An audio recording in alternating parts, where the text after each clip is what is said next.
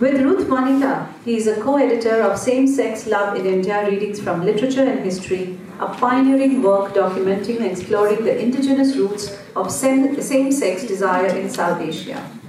Kidwai has also translated singer Malika Pukhrad's autobiography, Song Sung True, a memoir.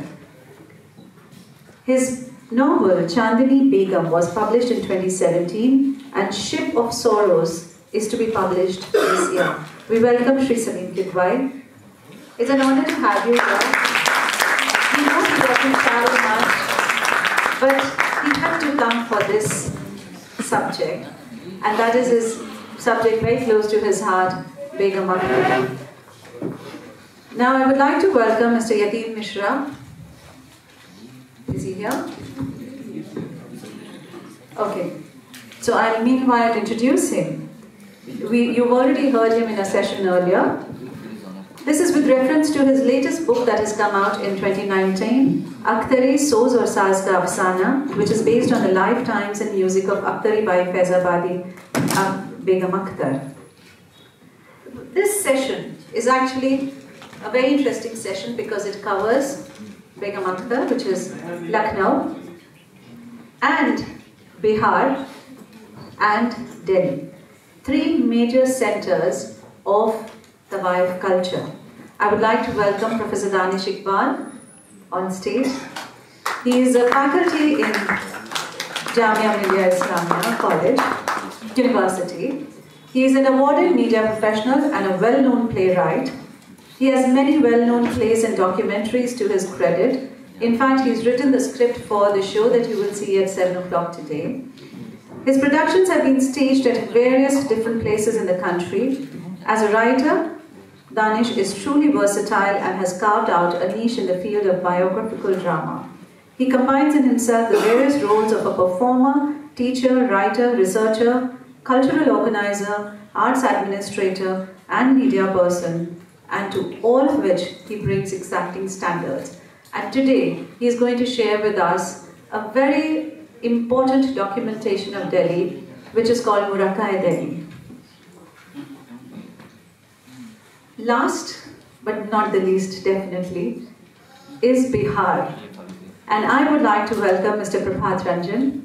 He is a fiction writer, translator and editor, writer of Kotha Goi, his first book in Hindi on the history of Tawaif tradition. He has published 2 collections of short stories, Janki Pul and Bolero Class, and has translated more than 30 books, including Annie Frank's diary, Khushwant Singh's book, Khushwant Nama, autobiography of Dilip Kumar, Devi of Devdutt Patnaik, etc. He's been awarded the Sahara Samay Katha Samman Premchand Award. He recently received his first Dwarka Prasad Agarwal Bhaskar Yuva Puraskar for the book Kotha Goi during Jaipur Literature Festival 2016. He's also the moderator for famous literary cultural website jankipul.com. And that is why I was saying that this session is the powerhouse session, because we've got these long introductions that I've given, and the powerhouse people are here to lead on this session. And we're going to talk about, yes, Akhtari Bai, whether politically it is correct to say Akhtari Bai or Begum Akhtar. In modern times, it's been said that Akhtari Bai is not the correct way to say, because it leads to a connotation of a Tawaif, and Begum Akhtar is the right way to address. Why do we reduce a woman to a Devi for us to respect her? And then we talk about what was Delhi like when we had the Tawaifs in Delhi, and what were their descriptions in Muraka-e-Delhi. And then very famous book of Prabhatji, which is Kotha Goi, which deals with the kothas of Bihar. So we've got Lucknow, Delhi and Bihar all on stage in one panel. हमको उस गुमनाम जगहों पे ले जाता है, वो जगहें जिनके बारे में हम भूल चुके हैं, और जो हमारी हिस्ट्री की जो भूली बिसरी चीज़ें हैं जिनको शायद जानबूझ के भुला दिया गया, तो वो उन तक हमारी रसाई मुमकिन बनाता है। हम लोग यहाँ पे बैठे हैं और हम बात करेंगे अभी बेगम अख्तर की। बेगम अख्तर की जब बात होगी तो कलकत्ता भी आएगा और लखनऊ भी आएगा, क्योंकि और गया भी आएगा। कि वो किस तरह लखनऊ से चली। बचपन में उनके वहाँ कुछ हादसा हुआ, कुछ जहर देने की भी कोशिश की गई फैज़ाबाद में। फैज़ाबाद से उनका सफ़र शुरू होता है और उसके बाद उनकी वालदा जो हैं उनको लेके जाती हैं, उनकी जगह तकरीबन छुप जाती हैं। उसके बाद वो कलकत्ता पहुँचती हैं। तो ये जो सफ़र है लखनऊ, उसके बाद बिहार, उसके बाद कलकत्ता, तो मैं समझता हूँ ये पूरे हिंदुस्तान में यही हालत थी। और जब अब बात निकलेगी तो फिर दूर तक जाएगी। तो मैं चाहूँगा कि सबसे पहले हम सलीम जदवाई साहब से शुरू करें कि वो इस मौजू पे इसको कहाँ से शुरू करना चाहें। देखिए, माफ़ कीजिएगा, सही कर रहे हैं, वो घूम फिर के लखनऊ पहुँची। लखनऊ से शुरू नहीं हुई थी उनके जी जी जी। वो तो फैज़ाबाद से शुरू भी गया, कहीं कलकत्ते, कहीं मुंबई, कहीं फिर लखनऊ पहुँची। लखनऊ उनका एक तरह से चोजन वो था कि वो घर उनको वहाँ रहना था, वहाँ उनको गाना था। तो आयरनी है कि वो हमेशा लखनऊ की समझी जाती हैं, जब वो लखनऊ अडॉप्टेड शहर था उनका, फाइनल अडॉप्टेड शहर। जो ओरिजिनल बात जब पैनल का नाम था कि बाई या बेगम, देखिए पॉलिटिकली करेक्ट होना तो करंट फैशन की बात होती है। जो आज पॉलिटिकली करेक्ट है वो कल नहीं है, जो कल था वो आज नहीं है। तो इसमें कोई प्रॉब्लम नहीं। एक ज़माने में वो अख्तरी बाई थी, फिर बेगम अख्तर हो गई ना। उन्होंने चूज़ किया अख्तरी बाई होना ना, एक तरह से बेगम अख्तर नाम जो था उनकी अपनी चॉइस का था, वो भी किसी ने उनको दिया। तो हम जहाँ तक हमारी समझ में है, कोई ऐसी आइडेंटिटी की चेंज भी नहीं हुआ एज अ पर्सन उनमें नाम बदलने से। तो ये पॉलिटिकली करेक्ट कहना तो एक सिर्फ वो है कि बहस करने के लिए एक अच्छा टॉपिक।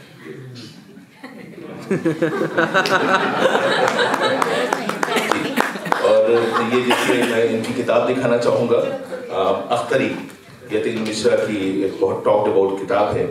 और इसमें उनकी ज़िंदगी के वो सारे पहलू हैं जो इन्होंने ढूंढे हैं, निकाले हैं। हालांकि वो हम लोगों की नज़र में थे, बहुत से लोगों की नज़र में थे। तो मैं चाहूँगा कि यतीन्द्र इसके बारे में कुछ बताएं।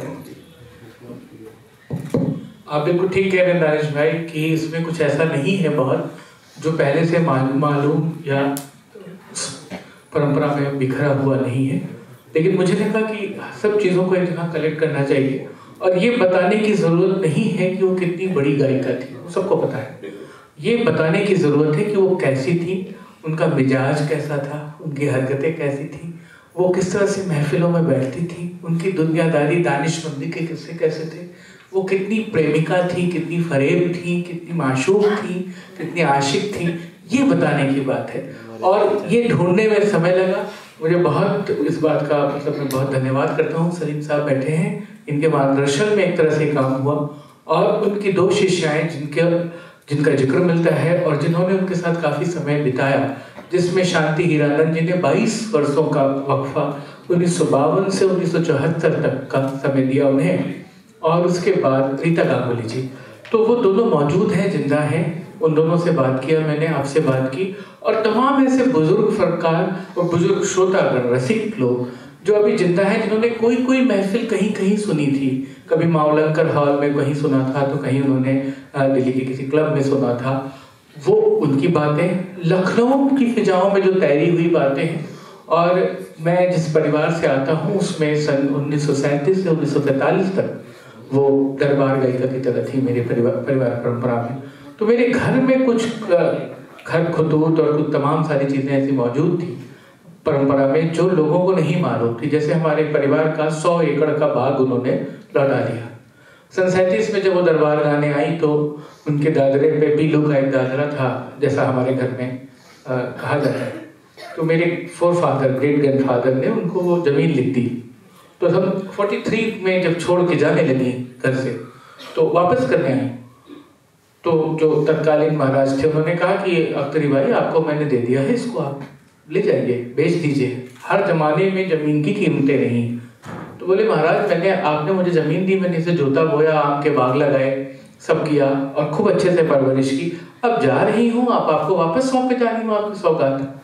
तो बोले कि हम तो सामान वापस नहीं लेंगे, दिया हुआ आप इसको किसी तरह से वो करें। बोली मैं आपकी बिटिया को लेके जाती हूँ, मेरी दादी को। तो बोली कि कभी कभी वो तुमसे कुछ सीखती रही है, तुम्हारे पास आती रही है, तो उसको तो गुरुदक्षिणा देनी चाहिए, तो तुम उसे मत वापस करो। तो बोली मैं समझ गई, आप नहीं चाहते हैं कि ये घर में वापस आए और मैं दामाद को दे देती हूँ, दामाद पे किसी का हक नहीं होता। तो मेरे ग्रेट ग्रैंडफादर झुंझलाए और उन्होंने कहा कि आखिर वजह क्या है वापस करने की, कोई नाराजगी, कोई गुस्ताखी? तो बोली कि हुजूर जब फैजाबाद का इतिहास लिखा जाएगा तो ये चर्चा आएगी कि अयोध्या का राजा जो है वो बहुत अच्छा था और उसने एक गाने वाली बाई की बहुत इज्जत की, लेकिन एक बाई जी ने अपनी जान दिखा दी। तो मैं इतिहास में आपके बराबर से सम्मान की जाऊं, इससे मैं वापस करके जाना चाहती हूँ। और मेरे ग्रेट ग्रैंडफादर को उन्होंने वो वापस किया और उसका कागज जो उसका खसरा था, तो आज भी वो प्रॉपर्टी हमारे पास है। वो अख्तरी बाई बहजाबादी बनाम डॉक्टर रमेंद्र मोहन मिश्र करके प्रॉपर्टी ट्रांसफर हुई और कोलोकियल लैंग्वेज में बाई जी को पुतुरिया कहते हैं। तो एक पीढ़ी तक वहां पे जो लोग जोतने बोलने जाते थे वो कहते थे पतुरिया के बाग में गेहूं की फसल लगाई है, पतुरिया के बाग में सरसों लगाया। तो इस तरह की ढेरों कहानियां उनके चर्चे। लोग इस तरह से भी देखते हैं कि गाने बजाने वाले बड़े बदमाश होते हैं, बड़ा दूसरों का शोषण करते हैं। ये चीज मुझे रेखांकित करनी थी। और शांति आपा ने कहा है कि मेरी अम्मी में कोई लूट मार नहीं थी, कोई नोच खसोट नहीं थी, मतलब वो बहुत खुली तबीयत की महिला थी। और सलीम साहब ने बहुत सुंदर ढंग से लिखा है कि इसका दुरुपयोग भी हुआ लखनऊ में। तमाम सारे लोग ये जानते थे कि बेगम अख्तर अगर कोई कलाकार है, कोई बड़ा आदमी है, उसके ऐसे दानिशमंदी में महफिल करने की, तो उनको पैसे देने बंद कर दिए लोगों ने, तो उनको पैसे की भी किल्लत रहने लगी। तो तमाम ऐसी चीजें जो एक पूरा एक समाज बनाती हैं, जिसमें बेगम अख्तर एक बड़ी पर्सनालिटी के तौर पे खड़ी होती है, वो अंडरलाइन करने का मन था। और तमाम सारी चीजें, छोटी छोटी किस्से कि उनका झुमका गायब हो गया था तो कैसे वापस मिला, और एक बार दिल्ली में किस तरह से उन्होंने अपनी महफिल की, तो वो एक संस्कृति था। तो इस किताब को जब हम पढ़ते हैं तो वो पूरा दौर हमारी नजरों के सामने आ जाता है। एक जो फनकार है उसकी पूरी शख्सियत और उसे किस तरह से समाज के अलग अलग तबके से ताल्लुक रखने वाले लोग उसको देखते हैं। बहुत छोटी छोटी बातें भी हैं और बहुत बड़ी बड़ी बातें भी हैं जो सब की सब इन्हीं ने इसमें जमा की। तो बेगम अख्तर इस मामले में बहुत खुशकिस्मत है कि उनको इतनी मोहब्बत मिली, उनको इतनी मोहब्बत इनसे मिली, इनसे मिली, हम सब से मिली। लेकिन तवाइफों को लेके और फनकाराओं को लेके इतनी खुशकिस्मती बहुत से जो दूर दराज के इलाके हैं वहाँ पे लोगों को नहीं मिल पाई, और वो बहुत से गुमनाम गोशे ऐसे रह गए जिनके बारे में हम बहुत कम जानते हैं। तो मैं समझता हूँ कि प्रभात रंजन ने एक बहुत अहम काम ये किया कि मुजफ्फरपुर जो इनका वतन है और जिसके बारे में इनकी अच्छी समझ है, तो वहाँ पे एक इलाका था, वो शायद चतुर्भुज का इलाका है, चतुर्भुज, जी जी जी। तो वहाँ की एक कल्चरल हिस्ट्री फोकलोर में थी या इनके जहन में थी, बचपन में किसी तरह से इन्हें मालूम हुआ। उसके बाद इन्हीं ने दिल्ली में रह के उसके बाद वहाँ जाके बहुत मेहनत की, और मैं समझता हूँ कि एक बिल्कुल भूला बिसरा एक पूरा वक्त, एक पूरा दौर इन्होंने जीवंत कर दिया, फिर से जीवित कर दिया। और उस किताब से हम अपनी हिस्ट्री से, अपनी कल्चरल हिस्ट्री से वाकिफ हो पाते हैं। मैं चाहूँगा कि वो उसके बारे में कुछ बताएं। यतीन जी के सामने बैठ के, सलीम साहब और यतीन जी के सामने बैठ के तवायफ कल्चर पर बात करते हुए थोड़ा डर भी लगता है, लेकिन कुछ बातें हैं जो मैं कहना ज़रूरी समझता हूँ। तो तानिश इकबाल साहब ने शुरू में ये कहा था कि भाई मैं उनसे कह रहा था कि तवायफ कल्चर का इस तरह से हमने ग्लोरीफाई किया है कि वो बनारस और लखनऊ में सिमट के रह गई। तवायफ कल्चर का मतलब हम ये समझने लगे कि लखनऊ अवध से अगर थोड़ा सा आगे बढ़िए तो बनारस वहीं तक सारा सिमट जाता है। पुरानी कुछ किताबें लाहौर को लेकर भी मिलती हैं, लेकिन जो बड़े इदारे थे पटना और मुजफ्फरपुर खास करके, इनके बारे में कोई इस तरह का कोलिजियर नहीं मिला, कोई यतीम मिश्र नहीं मिला जो ये बता सके कि वहाँ की तवायफ परंपरा होने की बात नहीं, होने को तो बहुत सारे शहरों में रहा होगा, लेकिन वो किस तरह से उस तवायफ परंपरा से अलग थी, जो जिसको लखनऊ, जिसको हम तवायफ परंपरा के नाम से, लखनऊ की परंपरा के नाम से जानते हैं, वो बिल्कुल अलहदा परंपरा थी, बिल्कुल अलग परंपरा थी। और ये मुझे उस पर काम करते हुए समझ में आया। मेरे अंदर पहली बार ये बात तब ध्यान में आई, मैं एक फिल्म देख रहा था, मृत्युदंड, प्रकाश झा की फिल्म है। प्रकाश झा बिहार के जो नाच कल्चर है, जो नाचने वाला जो ट्रेडिशन है, उसको अपनी फिल्मों में बहुत अच्छी तरह डिपिक्ट करते हैं। उसी तरह से नाच होता है हमारे, उसमें एक डायलॉग आता है कि वो नाचने वाली नाच रही है, तो एक जमींदार है, वो पूछता है दूसरे जिनके यहाँ नाच है उनका दूसरा जमींदार पूछता है कि कहाँ से बुलाए हैं बाई जी को, बनारस से क्या? तो जवाब देते नहीं, बनारस से नहीं, मुजफ्फरपुर से बुलाएं। मुझे लगा कि बनारस के बरक्स मुजफ्फरपुर का नाम आ रहा है, इसका मतलब वो ट्रेडिशन पड़ा था जिसको मैंने बचपन में देखा था। और जो चीज़ मैं रेखांकित करना चाह रहा था सारी बातचीत में कि ये नवाबों, लखनऊ में नवाब थे, बादशाह राजा थे, अवध की रियासत थी, बनारस में राजा थे। आखिर मुजफ्फरपुर जैसे छोटे शहर में कोई परंपरा, मैं उसको ट्रेस कर पाया तो मैं 125 साल पहले तक का इतिहास मुझे मिला कि वहाँ तक तो था। वो 19वीं शताब्दी 1870-80 में जब खड़ी बोली का आंदोलन चल रहा था, उस दौर में भी वहाँ गायिकाएं थी और वहाँ डांसर्स थी। बल्कि मैं अगर और भी थोड़ा ग्लोरीफाई करना चाहूँ तो मैं ये कह सकता हूँ कि हिंदी में 2 उपन्यास मुझे हमेशा याद आते हैं। एक उपन्यास है चित्रलेखा और दूसरा उपन्यास है वैशाली की नगरवधू। वैशाली की नगरवधू मुजफ्फरपुर, जो अब मुजफ्फरपुर कहलाता है, वहाँ की एक नर्तकी आम्रपाली को किरदार बना के लिखा गया है। और दूसरा चित्रलेखा है। चित्रलेखा की जो नायिका चित्रलेखा है वो पटना की नर्तकी है। तो और ये दोनों लेखक जो है बिहार के नहीं थे। आचार्य चतुर्सेन दिल्ली में रहते थे और भगवती चरण वर्मा लखनऊ में रहते थे, अवध के थे। लेकिन उन्होंने जब किताब उस ट्रेडिशन के किसी नर्तकी को केंद्र में रखकर किताब लिखने के बारे में सोचा तो वो पटना मगध रियासत की नर्तकी को देखा। तो एक छोटी सी बात वैसे रेखांकित करना चाहता हूँ कि ये सिर्फ मुजफ्फरपुर का जो तवायफ परंपरा, जो चतुर्भुज स्थान की जो तवायफ परंपरा है, वो अपने आप में यूनिक इसलिए है कि वो परंपरा वहाँ राजाओं और नवाबों और जमींदार तो वहाँ थे ही नहीं। जमींदार मतलब हंसेंगे हम लोग, जिसको जमींदार उत्तर बिहार में समझते हैं, उत्तर बिहार में जिसके पास 50 बीघा जमीन होती है वो जमींदार कहलाता है। 100 बीघा जमीन वाला तो बहुत बड़ा जमींदार कहलाता है। और 1000 बीघा और 500 बीघा तो हमने कभी सुना ही नहीं था। तो ये छोटे छोटे किसानों का कल्चर था। जो चीज खास तौर पर रेखांकित की जानी चाहिए कि किसानों का कल्चर था। किसानों ने उस परंपरा को सैकड़ों सालों तक बनाए रखा और लिविंग ट्रेडिशन बनाए रखा। 1980 के सवा दीवान जी ने फिल्म भी बनाई है। वो कह रही थी कि 1980 के आसपास से इस परंपरा का डिक्लाइन शुरू हुआ और तब तक वो परंपरा सिर्फ इसलिए जीती रही अपने ऐश्वर्य से नहीं। वहाँ कोई ऐसी गायिका नहीं थी जिनको 5 तोले और 10 तोले सोने दे के लोग सुनने जाने के लिए लाइन लगाते हो। वहाँ तो भाई एक गाड़ी धान और दो गाड़ी गेहूं दे के लोग सुनने जाते थे और वो परंपरा इस तरह से चलती रही। बेगम अख्तर पे चर्चा हो रही है, बहुत अच्छी किताब यतीन्द्र जी ने लिखी है। इन्हीं की एक समकालीन गायिका थी पन्ना बाई, जो हिंदुस्तान छोड़ के चली गई। और किस्सा आता है कि भाई जब मुजफ्फरपुर में नेहरू जी पहली बार गए थे एक टेक्निकल कॉलेज के उद्घाटन करने में, तो हुआ कोई वहाँ के जमींदारों के यहाँ ठहरे थे, शाम में जलसा था नेहरू जी के लिए सम्मान में। तो हुआ कि क्या इनके सामने ऐसा क्या प्रस्तुत किया जाए जो लोकल हो। तो हुआ कि पन्ना बाई का गाना, पन्ना बाई को इनके सामने गाना गवा दो। पन्ना बाई ने गाना गाया था कि हीरा नहीं चाहिए, क्या नहीं चाहिए, मुझको तो अपने जवाहर से प्यार है, कुछ ऐसा एक गाना बना के उन्होंने गाया था। तो जिस गायिका ने नेहरू के सामने परफॉर्म किया हो उसके कोई रिकॉर्डिंग नहीं मिलता। रिकॉर्डिंग आकाशवाणी में बहुत सारे उपलब्ध है, लेकिन जाहिर है कि वो महफिल गायिका थी और संयोग से जो रिकॉर्ड बनाने वाली कंपनियां थी वो मुजफ्फरपुर नहीं पहुंच पाई, या जो पहुंची वो बड़ी कंपनियां नहीं थी, इसलिए वो सारी गायिकाएं, वो सारा परंपरा गुमनाम है। मैं इसमें एक चीज़ जोड़ना चाहूँगा। प्रभात जी के साथ मैंने और भी सेशंस किए हैं, कोठागोरी पे किया है। प्रभात जी का जो एक स्टैंड है कि अवध और बनारस और इन सब तहजीबों ने और रवायतों ने मुजफ्फरपुर को या कहीं उसको हाशिए पे डाला है, ऐसा बिल्कुल नहीं है। वो एक बड़ी परंपरा है चतुर्भुज स्थान की और उसकी अपनी एक खास वो है रवायत है जिस पे आप बात करते हैं। अवध में एक पूर्वी गाया जाता है, प्रभात जी की जानकारी के लिए बता दूं, उसमें आता है कि किस तरह से कहाँ नाच गाना हो रहा है। वो है तोरी मद भरी अखियां कटारी मारे ना। अब वो जो नाच रही है उसको बताती है कि कहाँ क्या हो रहा है। जेठ गए गाजीपुर, देवर गए पटना, मोरे सैया गई लेना कलकतवा की बजरिया कटारी मारे।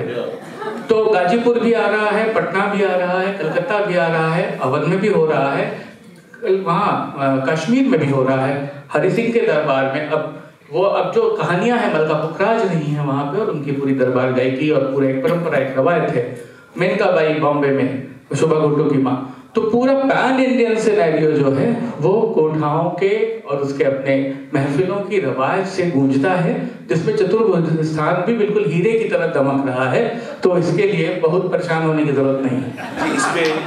इसमें मुझे अभी एक नाम याद आया, वो नाम है जहारा कज्जन का। जी बिल्कुल। 1920 और 1930 के बीच में बहुत नामवर फनकारा थी, और उन्होंने भी गायकी से शुरुआत की, उसके बाद थिएटर में काम करती थी। और उनके बारे में कहा जाता है कि वो नवाब भागलपुर की बेटी थी, या राजा भागलपुर, अब पता नहीं वो राजा थे कि नवाब थे, तो भागलपुर की जो रॉयल फैमिली है उससे उनका कनेक्शन था। और वो कलकत्ता में बहुत स्टाइल से रहती थी, और कहा जाता है कि जैसे माइक टाइसन ने शेर पाल रखे थे, तो उन्हीं ने, जहारा कज्जन ने भी मतलब शेर जो है, टाइगर जो है, पेट की तरह से पाल रखे थे। और वो पाउडर गर्ल कहलाती थी, इतनी ज़्यादा ग्लैमरस थी कि उनके जो इंग्लैंड में एड्स छपते थे, जो इश्तिहार छपते थे पाउडर के, उस पे शक्ल जो है जहारा कज्जन की होती थी, और बहुत नामवर एक्ट्रेस बाद में बनी। तो मैं समझता हूँ कि ये जितनी भी जगह हैं, अगर हम बनारस की बात करें, अवध की बात करें, और कश्मीर, आप कश्मीर में लोग कहते हैं कि कमला झरिया, हाँ नहीं, कश्मीरियों का कहना है, मेरे कई दोस्तों का कहना है कि कश्मीर ऐसी जगह है जहाँ पे कोई रेड लाइट एरिया नहीं है, जहाँ कोई इस तरह की जगह नहीं है जो कि नाच गर्ल से ज्यादा जोड़ी जा सके। जबकि जो भी मुगल पीरियड में बहुत नामी तवाइफें कहा जाता है कि वो कश्मीरी ओरिजिन की थी। और अभी जो नॉवेल आई कई चांद थे सरे आसमां, तो उसमें जो लीड में मतलब जो कैरेक्टर है, जो कि दाग की वादा है, वो कश्मीरी ओरिजिन की थी। और कश्मीरी ओरिजिन के बहुत सारे हमको फनकार मिलते हैं, जैसे कि अभी हम बात कर रहे थे जहारा कज्जन की, तो जहारा कज्जन जिन लोगों के साथ काम करती थी, वो सारे लोग कलकत्ता में जो काम करते थे, उसमें काफ़ी लोग मुल्तान के थे। जो अल्लाह वसाई जो बाद में नूरजहां बनी, वो उस ज़माने में बचपन में वहीं थी। और कहा जाता है कि नूरजहां को नूरजहां बनाने में 2-3 लोगों ने बहुत मदद की, उसमें जहारा कज्जन भी आती थी। आप मेगाफोन का इश्तिहार देखें, भारत के मशहूर गान वाले करके वो इश्तिहार निकालते थे। अख्तरी बाई फैजाबादी, कमला झरिया, सितारा कानपुरी, जहारा कज्जन, अंगूर वाला, अनार वाला, खुर्शीद, इतने लोगों का नाम डिस्क पे ऐसे चारों ओर घुमा के सबकी फोटोग्राफ। और भारत के मशहूर गान वाले, मतलब ये है गान वाले, वो खाकी रंग का रिकॉर्ड कवर होगा और उसमें हर में प्रिंट होता था। तो हम लोग अभी बात कर रहे हैं ये अर्ली 20th सेंचुरी की या लेट 19th सेंचुरी की। मंजरी जी ने मुझे हुक्म दिया था कि मैं जो हूँ थोड़ी सी बात करूँगा मुरक्के दिल्ली के बारे में, या दिल्ली की जो फनकाराएँ थी उस ज़माने में। तो नवाब दरगाह कुली खां, ये 1738 में कहा जाता है कि सैकड़ों बार आए होंगे, लेकिन 1738 में वो आसिफ जाह के साथ आए, जो कि ये जो हैदराबाद की जो डायनेस्टी है निज़ाम उस्मान अली खां वाली, तो इसके फाउंडर थे। और 1 साल के बाद, ग़ालिबन आप हिस्टोरियन हैं, आपको याद होगा, 1 साल के बाद नादिर शाह का हमला होता है और दिल्ली जो है बहुत ज़्यादा तबाह ताराज हो जाती है। वो जो उनका सफ़र था उसको उन्होंने मुरक्के दिल्ली की शक्ल में लिखा। ये फ़ारसी में किताब है और इसके जो तर्जुमे हुए हैं वो बाद में सालार जंग, चूँकि सालार जंग जो डायनेस्टी है या जो ख़ानदान है उसकी शुरुआत उन्हीं से होती है। तो आधी किताब में उनकी तारीफ़ें की जाती हैं, आधी किताब में उनके फ़ोटोग्राफ होते हैं। जो असली मुरक्के दिल्ली का कंटेंट है वो बहुत कम रह जाता है। तो अगर हम उस कंटेंट पे ध्यान दें तो मुरक्के दिल्ली का मतलब कि कलमी तस्वीर उन्होंने दिल्ली की बनाई, और दिल्ली किस तरह से थी ये मोहम्मद शाह रंगीले के दौर में या उस ज़माने में। तो उसमें सबसे ज़्यादा तस्करा मिलता है दरगाहों का, और उसके बाद गाने वालों का, और उसके बाद गाने वालियाँ और नाचने वालियाँ। और बड़ी दिलचस्प ज़बान में यानी अंदाज में उन्होंने लिखा है। मुझे फ़ारसी ज़्यादा नहीं आती, तो मैंने कई 2-3 किताबें लेके उनसे थोड़ा से जुमले जो हैं जोड़े उर्दू के तर्जुमे से। तो नूर बाई एक कैरेक्टर है, जब भी मोहम्मद शाह रंगीले को लेके कोई फिल्म आप देखेंगे या कोई ड्रामा देखेंगे तो उसमें नूर बाई का कैरेक्टर मिलता है। और नूर बाई का कैरेक्टर जो है इस्तेमाल किया जाता है नादिर शाह और मोहम्मद शाह की जो स्ट्रगल है, पावर स्ट्रगल है, उसके बीच में एस्थेटिक रिलीफ के लिए।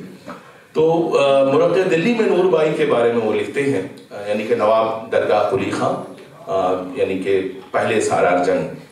वो लिखते हैं कि नूर बाई दिल्ली की जानी मानी फनकारा है।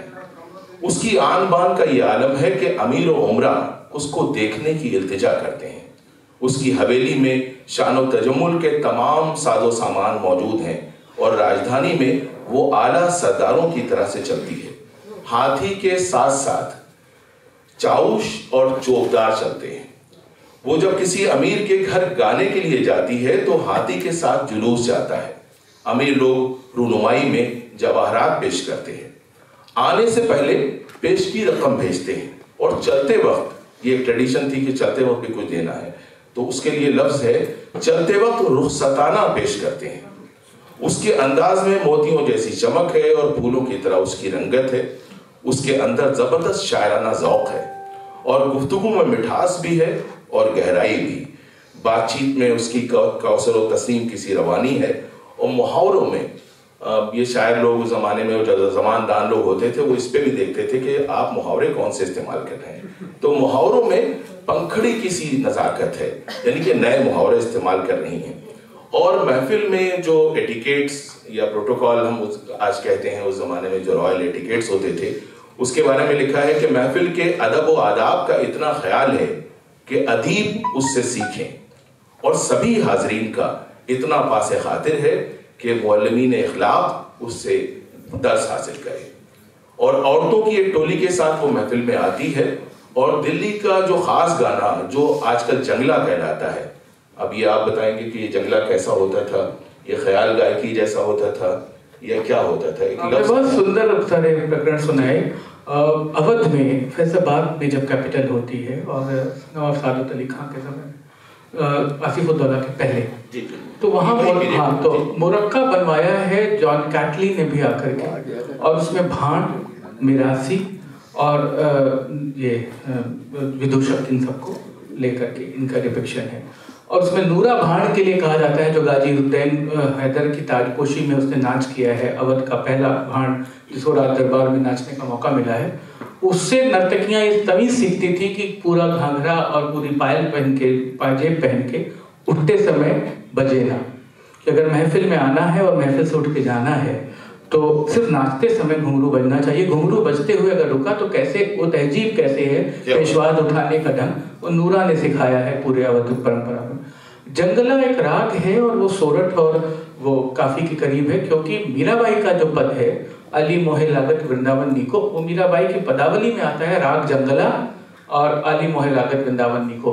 तो वो मैक्सिमम जो उन्होंने बसंत के रागों में ही चीजें गाई हैं। परज है, बसंत है, बहार है और जंगला है, मीराबाई यही राग यूज करती है। तो ये माना जा सकता है कि ये थोड़ा सॉफ्ट, थोड़ा होली की तरफ, थोड़ा काफी की ओर झुका हुआ राग है, एक तरीके का ख्याल रहेगी का प्रकार। जी जी, तो इसका मतलब कि उन्होंने बताया कि जो राग जंगला है उस जमाने में वो बड़ा पॉपुलर था। तो और लिखते हैं कि संगीत जानने वाले उसके गाने पर जान देते हैं और वो गाने वालियों की सिफारिशें भी करती है और जो कहती है लोग मान लेते हैं। नूरबाई की हाजिर जवाबी जो है बहुत मशहूर थी और कहा जाता है कि जिस जमाने में, मतलब कत्लेआम से जस्ट पहले जब नादिर शाह को लाल किले के अंदर बुलाया गया तो वहाँ पे कुछ डायलॉग बाजी हुई और उन्होंने कोई जवाब जो है दे दिया फारसी का एक शेर सुना के। और उस जमाने में नादिर शाह ने 4000 चांदी के सिक्के जो है सिर्फ एक शेर सुनाने पे नूरबाई को दिए। इसके अलावा 2-3 और मतलब उन्होंने उस जमाने की जो तवाइफें हैं और जो फनकाराएं हैं उनके बारे में लिखा है। चमनी नाम के एक लिखा है, दिल्ली की मशहूर हस्तियों में है। अब देखिए लफ्ज यहाँ पे ध्यान दीजिए कि उन्होंने मतलब गाने वाली नहीं कहा, उन्होंने नाचने वाली नहीं कहा, उन्होंने तवाइफ भी एक आध जगह पे ही इस्तेमाल किया है लफ्ज। उस जमाने में इसका मतलब कि तवाइफ लफ्ज बहुत ज्यादा पॉपुलर नहीं था। तो जो तर्जुमा है उसमें है कि दिल्ली की मशहूर हस्तियों में हैं, बादशाह तक उनकी रसाई है, संगीत में इतना कमाल है कि उस्तादों से टक्कर लेती हैं, हर जगह एहतराम किया जाता है, लेकिन बगैर बड़ी रकम खर्च किए उसे नहीं सुना जा सकता। उसका गाना सुनकर होश उड़ जाता है, उसकी तान सुनकर मुर्दे भी जी उठते हैं और रात भर गाने की महफिल चलती है और सुबह होने तक लोग नहीं उठते। और इसके बाद एक गाने वाली थी जो कि फील सवार कहलाती थी, उनका नाम था बहनियामी। और फील सवार फील का मतलब हाथी, वो हाथी पे ही चलती थी और यही उनकी आइडेंटिटी थी। लिखा है कि बहनियामी फील सवार मशहूर रक्कासा हैं और तवाइफों की सरदार हैं। ताइफों की सरदार का मतलब कि पूरा ट्रुप है, कि उसमें बहुत सारी, ताइफा का मतलब होता था कि एक पूरा सिंगर्स का या मतलब नाचने वालियों का ग्रुप है और वो लीड में है, यानी जो जैसे बैले में बैलरीना, तो इसी तरह से ताइफे में तवाइफ। तो लिखते हैं कि चौबदार उसकी नौकरी में है, अमीरों और अफसरों के साथ बराबरी का सलूक करती है और सिफारिश के खत लिखती है और उसकी सिफारिशें मान ली जाती हैं। यानी कि एक पावर ब्रोकर के तौर पे उस जमाने में वो काम कर रही थी। और एक फुटनोट के तौर पे उन्होंने लिखा है कि एतमादुद्दौला, जो उस जमाने में प्राइम मिनिस्टर के रैंक के आदमी थे दिल्ली में, एतमादुद्दौला ने शराब नोशी के बर्तन एक बार चमनी को बतौर तोहफा दिए, जिसकी कीमत 70,000 रुपए थी, 70,000 रुपए। और आसापुरा, अब ये कोई जरूर कोई जगह होगी जहाँ की वो रहने वाली होंगी और उसकी वजह से उनका नाम नहीं मिलता है, बस आसापुरा। आसापुरा को संगीत में इतना कमाल है कि सभी महफिलों में उसकी इज्जत की जाती है और सभी गवैये उसका एहतराम करते हैं। क्लासिकी अंदाज में निहायत पुख्तगी से गाती है और बड़े उस्तादों की तरह मध्यम पंचम का तालमेल करती है और वो चाहती है कि उसे लोग इज्जत और एहतराम से देखा जाए और उसका हक भी रखती है। जो पैसे वाला जिक्र आपने किया है, पैसे बहुत मिलते रहे हैं और हमेशा से महफिलों को करने के लिए सयाजी राय गायकवाड़ के दरबार में बड़ौदा में, आजकल जैसे लिटरेचर के लिए जयपुर लिटरेचर फेस्टिवल और दिल्ली का पुस्तक मिलता है कि वहाँ जाने का मतलब है कि आप एक रिकग्नाइज ऑथर हैं, उसमें बड़ौदा दरबार में महफिल करने का रिकॉग्निशन माना जाता था।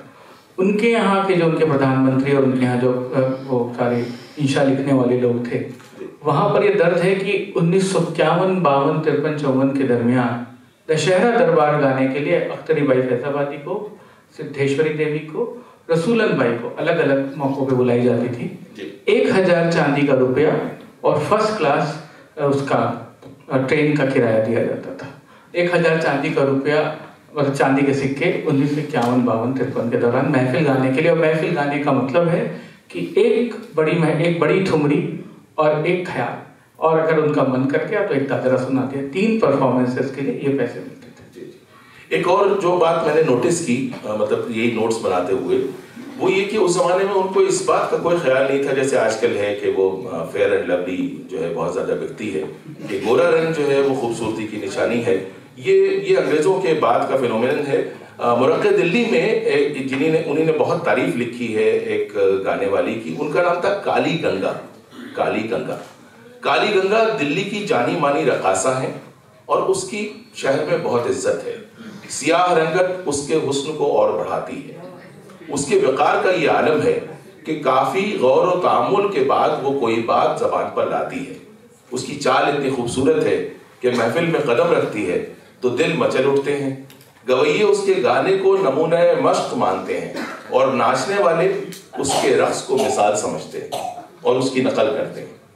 लोगों से मिन्नत और समाजत करवाती है और लोग खुशी खुशी उसकी खुशामद करते हैं और खुद को खुशकिस्मत समझते हैं। रंगत को लेके 2-3 बार मतलब इसका हवाला मिलता है कि हाँ भाई, एक जगह पे और वो उमाबाई एक वहाँ की थी गाने वाली, उनके बारे में भी है। रहमान बाई ढाड़ी की बेटी है और तस्वीरें सियाह कलम की तरह, यानी कि वो तस्वीर जो काली स्याही से बनाई जाए, यानी कि काफी काली थी। तस्वीरें सियाह कलम की तरह अहले नजर को उसकी सियाह रंगत पसंद आती है। उसकी रसीली तान इंसानों को दीवाना बना देती है। कश्मीर की शाम की तरह उसकी स्याही सबको अच्छी लगती है और उसका सांवलापन अमृत या आब हयात की स्याही की तरह जिंदगी बख्शता है। उसके गाने में शौकी है और एक हरकत में फितना है। अब ये जो हरकत है ये गाने वाली हरकत है और कुछ न समझा है। जिस महफिल में जाती है खुद को लिए रहती है। अब एक सेंटेंस मैं यहाँ पे हाईलाइट करना चाहूंगा, अंडरलाइन करना चाहूंगा, जो उन्होंने बहुत टिपिकल मर्दों वाला सेंटेंस लिखा है। उस जमाने में शायद वो 29 साल के थे। कहते हैं कि अभी तक कुंवारी है। अब आप ये देखिए, ये बात किसकी हो रही है? यहाँ पे समझने की बात, ये बात तवाइफों की हो रही है। और हम तवाइफों के बारे में क्या क्या सोचते हैं आज के ज़माने में, किस तरह की बातें, अभी हम लोग यही बातें कर रहे थे। ये मुरक्के दिल्ली में दरगाह पुलिस, मतलब नवाब दरगाह कुली लिख रहे हैं। सारी तफसील लिखने के बाद लिखते हैं कि महफिल में, जिस महफिल में जाती है, यानी बुलाई जाती थी, खुद को लिए दिए रहती है, कहते हैं कि अभी तक कुंवारी है। तो देखिए, इससे बिल्कुल ही एक अलग कॉन्टेक्स्ट सामने आता है कि ये जो बाद में बहुत सारी बातें तवाइफों के साथ जोड़ दी गई, वो उस जमाने में इस तरह का नहीं था मामला। पन्ना बाई नेमत खां की शागिर्द हैं और उन्हीं के अंदाज में गजल गाती हैं। तो ये पहला रेफरेंस जो है गजल गायकी का हमको मुरक्के दिल्ली में मिलता है। उसकी आवाज में बहार की सी सरजबसी और शादाबी है, और उसके गाने में फिराक के मारे हुए लोगों के लिए जीने का सामान है। गाने की तान इस बराबरी से ऊंची उठती है कि अलाप के दौरान ही उसकी आवाज आसमान को छू लेती है और इस अंदाज से बारीकियां पैदा करती है कि जब तक समझने वाला समझ पाए वो हवा में गिरा लगा देती है। बातें बहुत खूबसूरत करती है, हर बात में एक लतीफा और हर लफ्ज में शोखी होती है। एक बार जो उसे सुन ले वो किसी और को पसंद नहीं कर सकता। वो जहां कहीं जाती है इज्जत पाती है, और जब जब गाती है जमाने पर छा जाती है और ऐशो इशरत जगाती है। अब इसमें मैं हाईलाइट करना चाहूंगा कि बार बार वो लिख रहे हैं इज्जत पाती है। कई जगह उन्होंने लिखा कि वो चाहती है कि उसकी इज्जत और एहतराम किया जाए और वो उसकी हकदार भी है। तो इन बातों से हमें लगता है कि ये जो बाद में बहुत सारी बुरी बुरी बातें जो जोड़ दी गई, कोई अर्थ नहीं, उस जमाने में कोई उनका ख्याल भी नहीं था उनको। ये अभी प्रभात जी बात कर रहे थे आम्रपाली की। आम्रपाली के लिए हिस्ट्री में डिपिक्टेड है कि लिच्छवी गणराज्यों में वो राजनर्तकी थी, तो राजा, राजपुरोहित और राजनर्तकी को राजदंड और राज चवर लेकर चलने का अधिकार था। मतलब 3 लोगों के लिए राज चवर बनता था, एक राजपुरोहित के लिए, एक खुद राजा के लिए और एक राजनर्तकी के लिए। तो इज्जत का कौन सा लेवल है वो आप देख लीजिए। जो जिस गांव में कहा जाता है कि आम्रपाली जिस गांव की थी या वहाँ की थी या नहीं थी, लेकिन उस गांव के लोग, अभी भी वैशाली में वो गांव है, उस गांव के लोग बड़े गर्व के साथ कहते हैं कि आम्रपाली इसी गांव में पैदा हुई थी, हम आम्रपाली के वंशज हैं।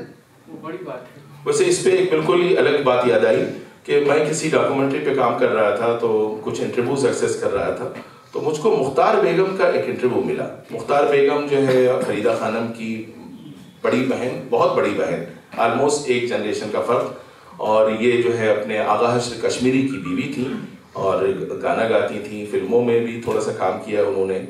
थिएटर, पारसी थिएटर की बहुत जानी मानी गायिका थी।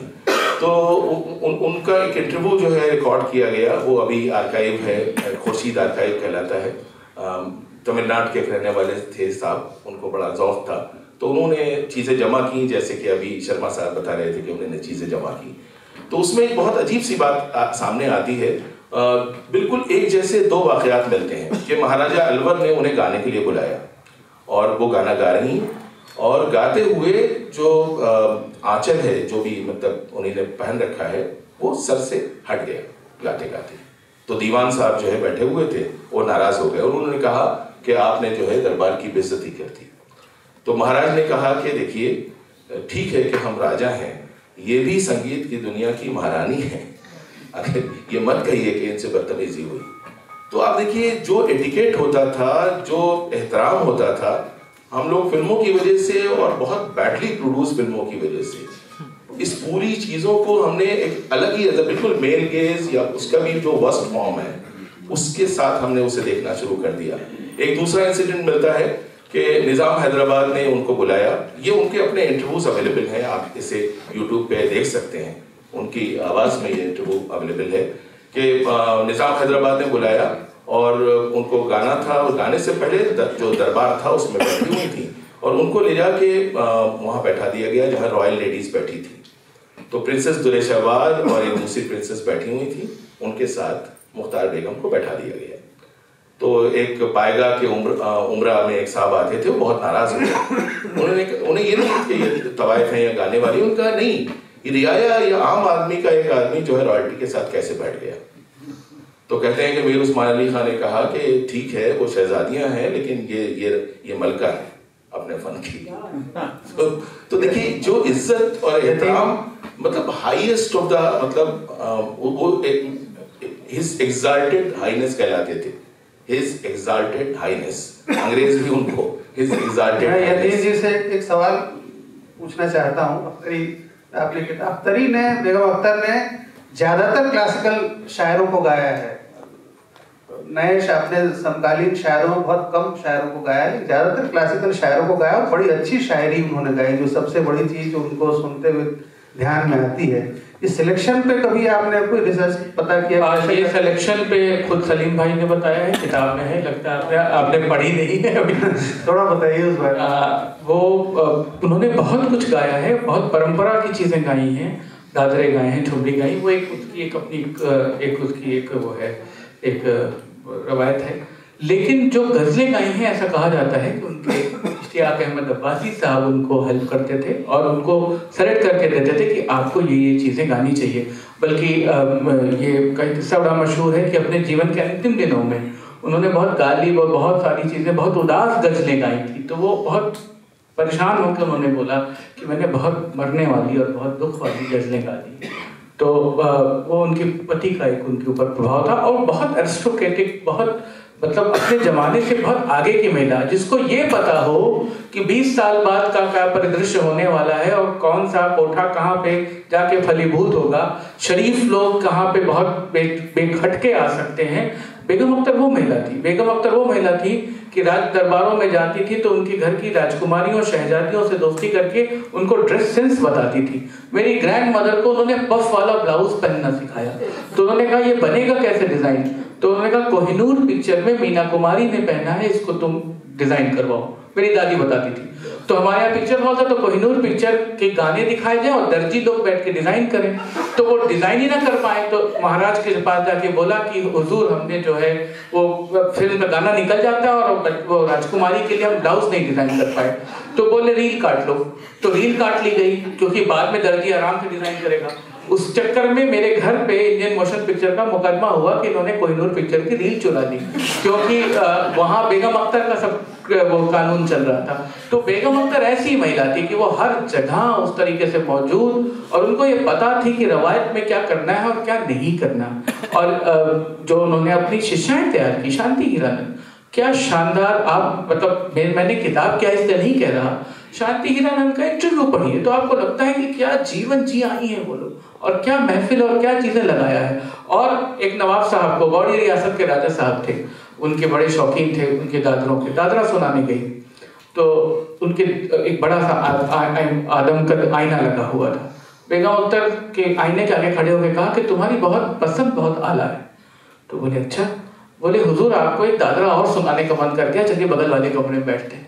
बोले हमें बहुत देर हो रही है। बोले नहीं अब आज तो बिना दादरा सुनाए जाने नहीं देंगे। प्रभात जी वो उनको दूसरे कमरे में ले गए, उनको शरबत पिलाया, उनको दूसरा दादरा सुनाया। जब नीचे उनकी गाड़ी में उनको उतरने के लिए उतरी तो वो शीशा पैक होकर के उनकी गाड़ी पे लदा हुआ था। ये थी बेगम अख्तर। देखिए वो थोड़ा सा आपसे वो होंगे जो आपने पहले भी उसमें कहा था कि ये बेगम अख्तर की एक तरह की रेवोल्यूशनरी थी कि उन्होंने चूज़ किया कि हम हजरतगंज में कोठा बनाएंगे। देखिए हम लोग थोड़ा सा मिथिफिकेशन में भी चले जाते हैं कि ये बेगम अख्तर का डिसीजन नहीं थी, ना था, उनकी माँ का। और इन तवायफों को मोल्ड करने में इनकी माओं का क्या हाल था वो हम लोग बहुत इग्नोर करते हैं, क्योंकि ये ऑटोमेटिकली नहीं बन गई थी बेगम अख्तर। ये डिसीजन कि वो गया जाएं, कलकत्ते जाएं और बम्बई जाएं और बम्बई से कब आएँ कि बम्बई में फिल्में छोड़ के लखनऊ बसें, ये सब उनकी माँ का डिसीजन था। और ये कि कोठा कहाँ होगा ये भी उनकी माँ का डिसीजन था। ये देखिए बहुत ज़रूरी है कि बेगम अख्तर की अपना चार्म, अपना टैलेंट, अपनी खूबियाँ जो थीं जिससे वो लोगों को ऐसा चार्म करती थी कि लोग मेस्मराइज हो जाते थे, उसमें कोई डाउट नहीं था। मगर ये एक तरह से ऑर्गेनिक प्रोसेस होता है तवाइफ का क्रिएशन का। ये हम माई फेवरेट एग्जाम्पल जो हम बार बार लोगों को देते हैं कि यही कि जैसे कहते हैं कि 1857 के बाद तवाइफें ख़त्म हो गई, माइग्रेट कर गई कलकत्ता, ये वो। किसी भी दौर में तवाइफें नहीं। हर दौर की, हर जनरेशन में अपनी तवाइफें क्रिएट हो गई, अपनी स्टार्स क्रिएट हो गए। कोई ऐसा मौका नहीं था जब बड़ी तवाइफें नहीं थी। अब जो हम लोगों को याद है वो इस सेंचुरी की, आखिरी सेंचुरी की, आखिरी 50 साल याद है, मगर तवाइफ रीइन्वेंट करने में और माइग्रेट करने में मोबिलिटी जो थी तवाइफों की, वो इतनी बड़ी खूबी थी कि जहाँ ज़रूरत होती है तवाइफ पहुँच जाती है वहाँ। ये कश्मीर वाली बात भी जो आपने कही ना, कि अब देखिए बेगम समरू कश्मीर की थी, और मलका खराज लिखती हैं कि बाकायदा ट्रेड होता था कश्मीरी लड़कियों का। लोग बेचते थे अपनी यंग बेटियों को, और उनको लोग पकड़ के लाते थे बेचने के लिए। तो कश्मीर की वो है कि एक तरह की शक्ल होती है तो वो पॉपुलर होती है, जो भी है। तो वापस हम माओ पे आते हैं कि रीइन्वेंट करने में माओ का क्या हाल है। कि दो बड़ी तवाइफें ले लीजिए पिछले उसकी, एक तो जद्दल बाई, दूसरी नसीम, दोनों अपने ज़माने की सबसे बड़ी तवाइफ, और दोनों ने जानबूझ के अपनी बेटियों को प्रोफेशनल्स तो बनाया, वुमेन परफॉर्मर्स तो बनाया, उन्हें तवाइफ नहीं बनाया। कि नरगिस को हर चीज़ सिखाई सिवाय गाने के, नाचना भी, ड्राइविंग करना भी, घोड़ा भी सवार करना, एक्टिंग के लिए। वही सारा बानों का हाल। निम्मी का वही, निम्मी ने खुद अपने को रीइन्वेंट किया।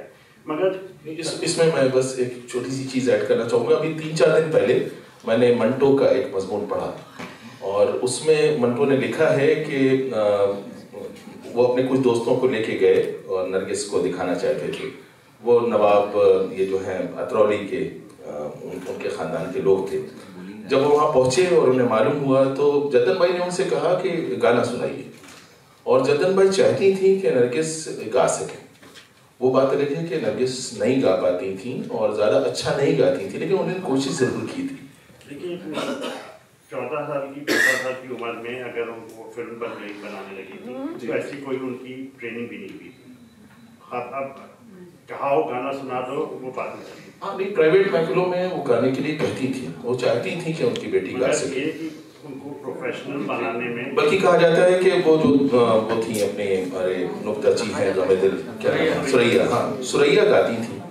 तो दोनों की माओं में काफ़ी राइवलरी है। ये भी मंटो ने लिखा है। मंटो के मजमून से ही ये बात पता चलती है कि दोनों में काफ़ी राइवलरी थी, और वो कहती थी उसको नरगिस को कुछ नहीं आता, वो कहती थी सुरैया को कुछ नहीं आता। सर मैंने लता जी पे सारी राइवलरी गाने की थी। मैंने लता जी पे जो काम किया, तो मैंने उनसे एक सवाल किया कि आपके पूरे जीवन में आपने जैसे अभिनेत्रियों के लिए गाया, कौन सी ऐसी अभिनेत्री थी जिसने मेस्मराइज किया आपको? बोली सिर्फ और सिर्फ नरगिस। मैं नरगिस से मिलती थी तो मैं 2 दिन अपने उसमें नहीं रहती थी। मुझे लगता था मैं किसी ऐसे व्यक्ति से मिलनी हूँ जिसने मुझमें एहसास कमतरी कर दी। ये उन्होंने सिर्फ नरगिस के लिए, तो वो एक करिश्मा रहा। दिलीप कुमार ने भी अपनी आत्मकथा में सायरा बानो से ज्यादा नरगिस के बारे में लिखी। और ये शांति आपा ने कहा है सलीम भाई कि नरगिस और बहुत इज्जत करती थी बेगम अख्तर की, क्योंकि जद्दन बाई की वो बहुत मुरीद थी। तो नरगिस के पर्सोना से ये समझ में आता है कि उनको तमाम सारे बड़े लोग याद कर रहे हैं, डेथ हुए कब हो गया, लेकिन लता जी ने किसी दूसरी अभिनेत्री का उस तरह से जिक्र नहीं किया। उन्होंने कहा सिर्फ नरगिस ऐसी थी। और सलीम भाई ने एक और नाम बताया था मुझे, शोभा गुड्डू की माँ मेनका बाई के लिए, कि उन्होंने भी ऐसे ट्रेन किया उनको कि वो एक बड़ी प्रैक्टिशनर बने। True life stories about women that we should know of.